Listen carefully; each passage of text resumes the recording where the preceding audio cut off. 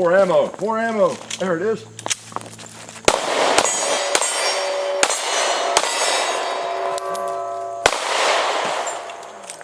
Oh, too much fun. Kimber Solo, and I have another magazine.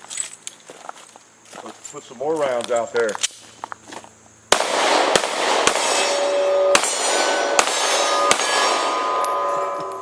Let's even try to hit something. Woo! It's got a kick to it. Hickok 45. Yes, I finally got my hands on a Kimber Solo carry, and I'm carrying it right now. We're going to shoot it some more. A viewer lent this to us, so we appreciate that. Let's see what we've got. Okay, light little gun, small gun, shoots 9mm, and we have shot it about 125-30 times here at the compound since yesterday, and the original owner has shot it about 100 times. So that's what you're looking at this point, about 250 rounds, 230 rounds through it. And we're going to try some different ammo and shoot the thing. It's a fairly pricey little gun, you know, like one of my favorite guns in that genre and size, which we have out here, the Car PM9. They're not cheap, so they better work, right? Been some mixed reviews on this gun, and let me put some ammo in while I'm talking. This is some arms core we were shooting there. I found 124 grain ammo. Had a little trouble finding 124 grain ammo, so I picked that up. It seems to work okay. I never had used that before. Now this is from American Eagle. Forgot that I still had some of that in 124 grain. So let's load some of it up too and see how it works. We've not had any problems with the arms core. That's what we've shot mostly. Okay. So, good looking little gun. Got some American bullet here I ordered too. All kinds of ammo we'll try. But Kimber carry, good looking little gun, I'll have to say. And the owner had some trouble with it, with the first 100 rounds. But now he did say he was trying 115 grain ammo in it as well as 124 grain. But he had some malfunctions. Very concerned about the malfunctions. But if you look at their website, they say very clearly to use premium ammo, hollow point ammo of 124 grain or 147 grain weight. And they really specify hollow point carry ammo. And I don't know that hollow point is all that necessary, right? But with the hollow point ammo, premium ammo, you're going to get really quality ammo generally, and something that's very consistent. You know, that's the main reason I think they say hollow point ammo. Of course, right there by it, they've got a picture of the gun with a magazine, a full metal jacket, and 3 or 4 full metal jacket rounds lying there. You know, so that's interesting. But that's what they say very clearly in black and white or black and blue or whatever the website colors are. You know, to use 124 to 147 grain ammo. And so that's what we're doing. Now, we're not going to shoot hollow points exclusively. I don't know anybody that would do that. We're going to try some hollow points. Already have a few, and they seem to work okay. I tried 4 or 5 gold dots. They worked okay.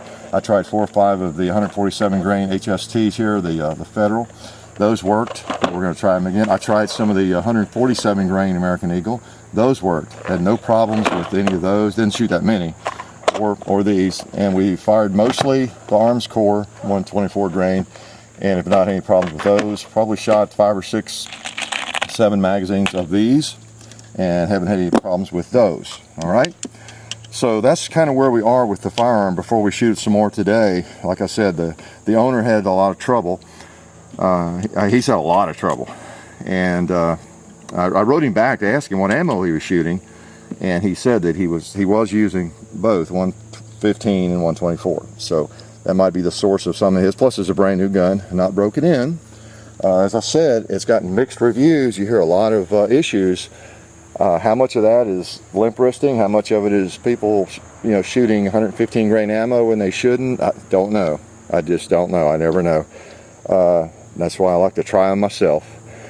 Now, we did another experiment too. I had some bulk 115 grain Winchester white box. I brought it out. I said, John, let's try a few of these. John and I both shot it, and we both had the same experience with ammo. He didn't have any trouble, and I didn't either. And he's a very experienced shooter too, so you know, it's the advantage of having 2 of us here at the compound. You know, makes it a little bit more valid than just my experience. And so I loaded up a magazine of the 115 grain Winchester white box. Okay, they say not to shoot this. Let's see how it does. Well, you wouldn't like the percentages. I don't think you'd want to buy a lot of it and try to shoot in this gun. We shot 3 rounds, 2 of them hung up. Yeah, so okay, that's the end of the experiment. So they're right, don't shoot 115 grain ammo. All right, so let's shoot some more of this and see how it does. Now this is, again, the American Eagle 124 grain. And the reason I'm making a big deal out of all that is I have heard about a lot of malfunctioning, you know, with this firearm. And so whatever it does with us is whatever it does. And whatever it has done, I've just pretty much laid out there for you. All right. Good feeling little gun in terms of, you know, it's got a smooth, melted finish. It's kind of like someone took a car PM9 and like with a bar of soap or something, just kind of smoothed off the edges. Not that the car has sharp edges or anything, but it's almost the same size except smoother and rounded off a little bit more. All right, let's put one in here. Take a few more shots.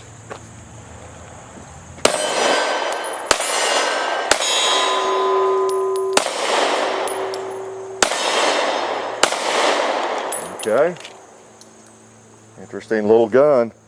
It packs a wallop. Here's some close targets I need.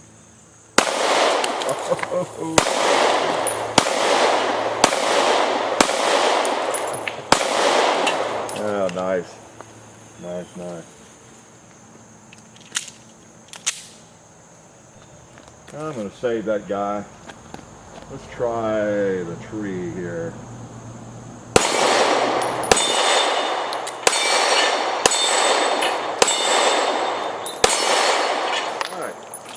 Sights seem to be on pretty well. They really do. And it has, you know, 3 dot sight system. You can see them pretty well. Very visible, dovetail. So it has all those features that cost money. You know, those are the kinds of things that it takes money to make a, you know, sights like that. And to you've got an aluminum frame, alloy frame. You got ambi safety. It's kind of a little 1911. You expect that from Kimber, wouldn't you? You got your thumb safety there. Okay, cocked and locked, that kind of thing. 1911 style, same breakdown. You got ambi mag release, both sides. So it's kind of stiff. You gotta really push it to pull that mag out of there. That's for sure. Breaks down.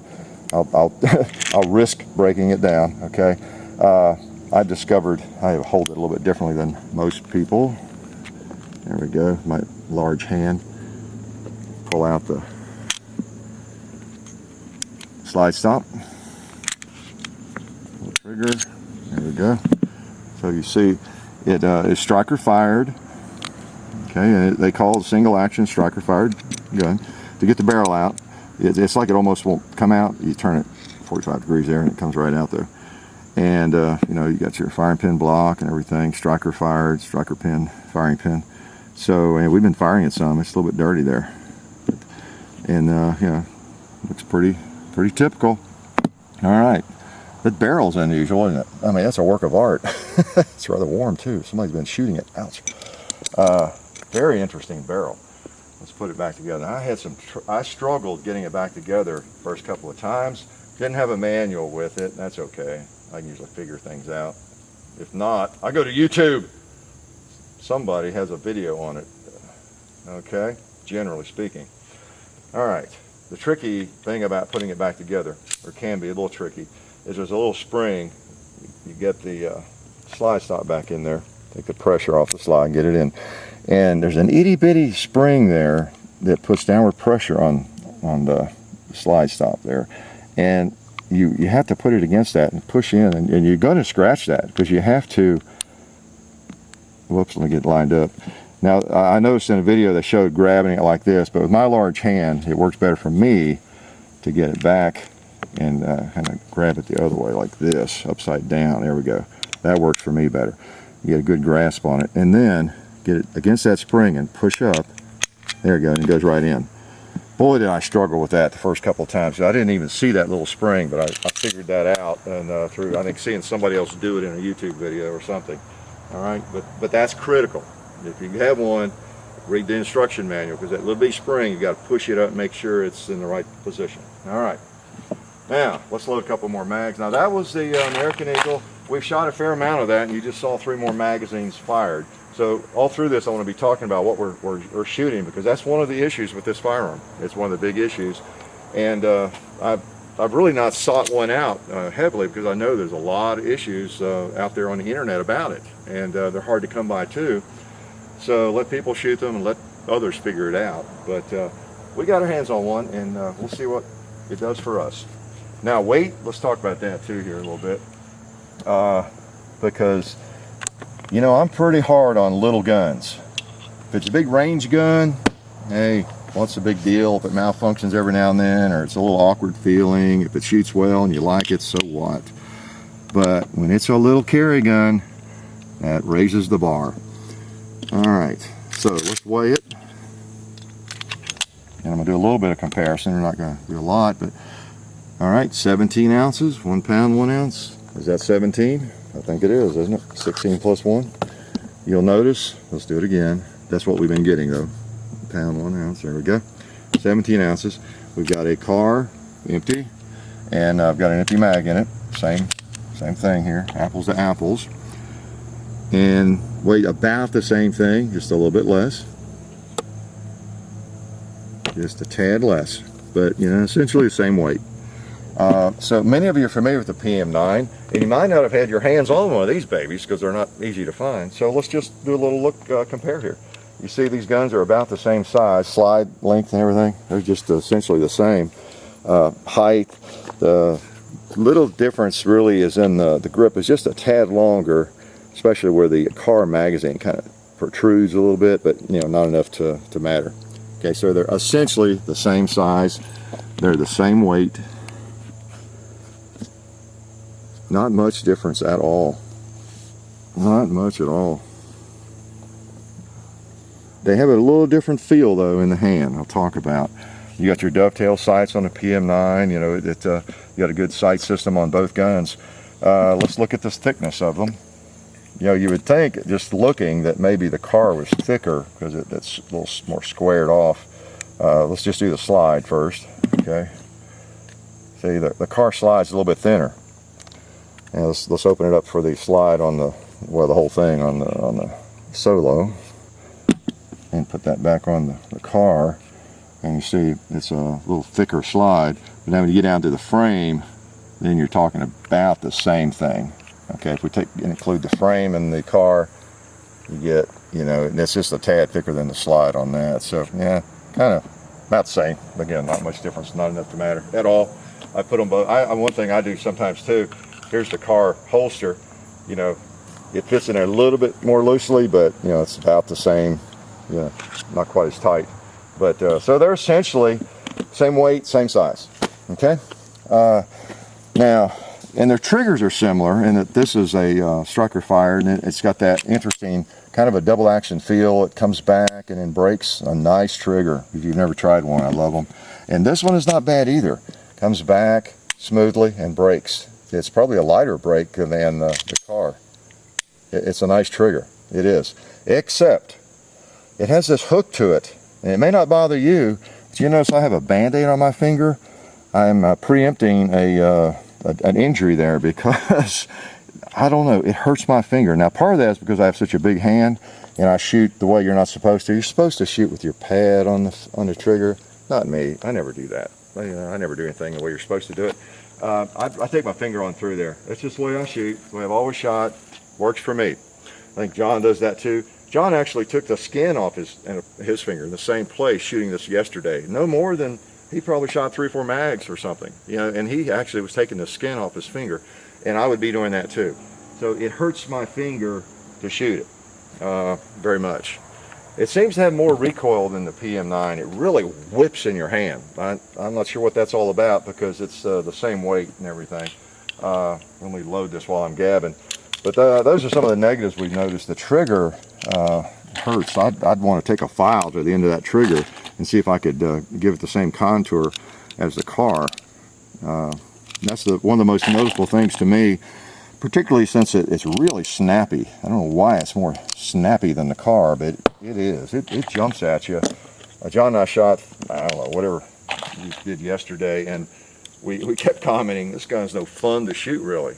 You know, whereas I could sit here and shoot the car all day, or the Nano, or some of the others. And I'm not sure what it is, but that's just our impression. Now that said, it's a fine little shooter, and for its intended purpose, you could get it out and shoot the thing. You probably wouldn't have that finger problem because you probably have a normal length finger, so you might not notice that at all. And even if it does kick a little bit or be a little extra snappy, I don't know, not that big a deal, as long as you can shoot it well. And when it comes time for you to really need it, you don't really care if it's snappy. It's that kind of deal, you know. So I'm splitting hairs to some extent, but partly because I've shot so many of these guns so many times, something like that's very noticeable to me. It was very noticeable to both of us, no doubt about it. So what am I doing? I'm shooting some more of this stuff. All right. Seems accurate. It seems to go where it's supposed to go. Let's take a few more with it. Let's even go across the hill just for kicks. Speaking of kicks, see if we can hit the gong with it.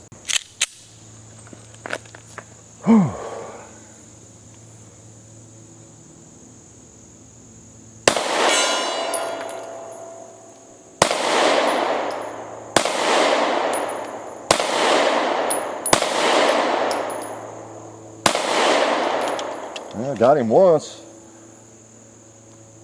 Not sure where it was supposed to hold, high or low on that thing. I'll hold on the bottom of it.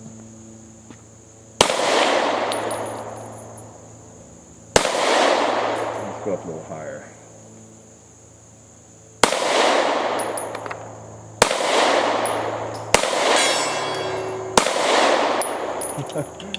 Okay. Let's try a pig. All right.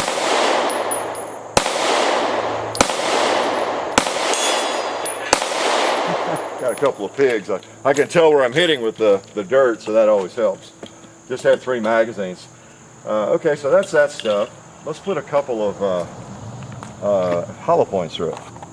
Some of these expensive now gold dots, I think, were one of the rounds they recommended. So we'll shoot a few of these expensive babies. These are 124 grain. Yes, plus P. Okay. So again, even if it hurts your finger a little bit and seems to kick pretty hard, if it will feed a premium round like this and it's the size you want, fits your pocket, wherever you have it, you know, and it's not all bad. All right, better get my glasses on. Yep, lay it down.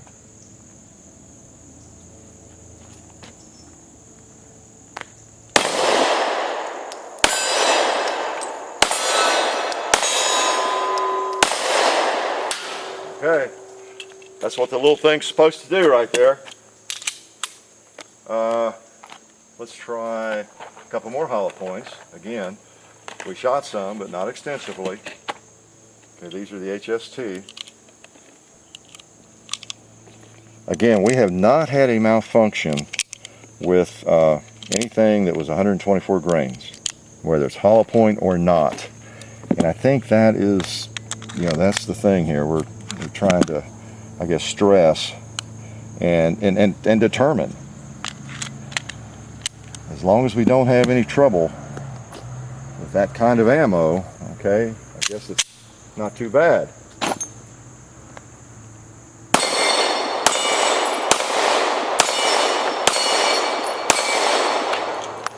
Okay, hollow point, HST, not bad.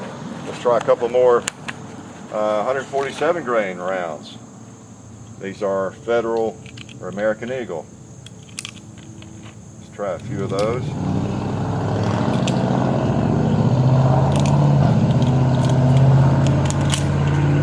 Again, I've already shot some of these.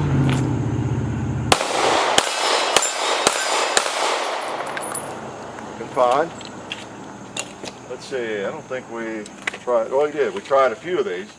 American Bullet, company I'm not familiar with, but I found them on a online ammo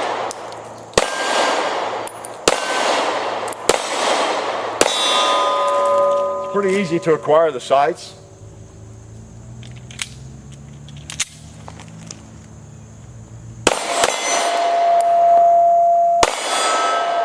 Whoops, had our first hang up with 124 grain ammo, didn't we? Okay, so we didn't quite get out of the chamber there. I don't know.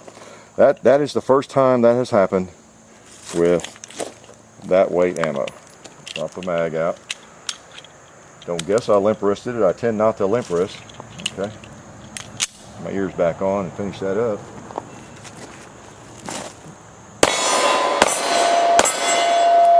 Alright. So I guess we were destined to have one malfunction with that ammo, but so that's quite a few rounds we have fired. What have we fired today? Well, we got about 100, maybe total. John and I have about 175 rounds to it or something, I guess. And one hang up with the 124 grain ammo. And what was that I put in it? That was the, I think that was American Eagle, wasn't it? You watched me load it, so you should be able to tell me what I put in it. I didn't put the arms core in, I know that. The arms core is hotter, and that probably wouldn't have happened with the arms core. I fully expected, after reading what I've read about it and in their website, that we might have some issues with the American Eagle, a 124 grain, because it's good ammo. We never had trouble with anything, but this apparently wants really warm ammo, premium warm ammo. And again, with the arms core that seems hot, and then with any of the factory carry loads, we've not had any issues. And you know, it still has under 300 rounds through it, so I don't know what it takes for Kimber to feel good about it being broken in. But that's where we are with it, and we'll shoot it some more this week probably.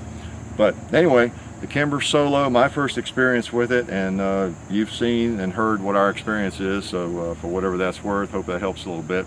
Life is good.